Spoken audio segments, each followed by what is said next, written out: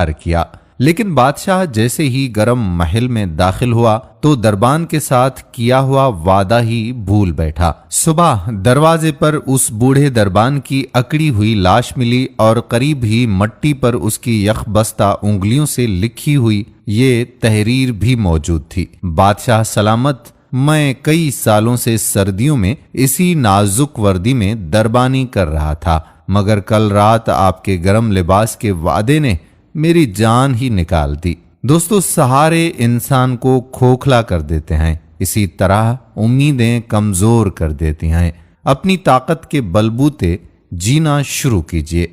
सहारों की बिसाखियां फेंक कर अपनी ताकत आजमाइए, यकीनन आप कामयाब रहेंगे। दोस्तों, हम उम्मीद करते हैं कि हमारी आज की वीडियो भी आपको जरूर पसंद आई होगी। अगर वीडियो पसंद आई हो तो अपने दोस्तों अहबाब के साथ इसे शेयर भी जरूर कीजिएगा।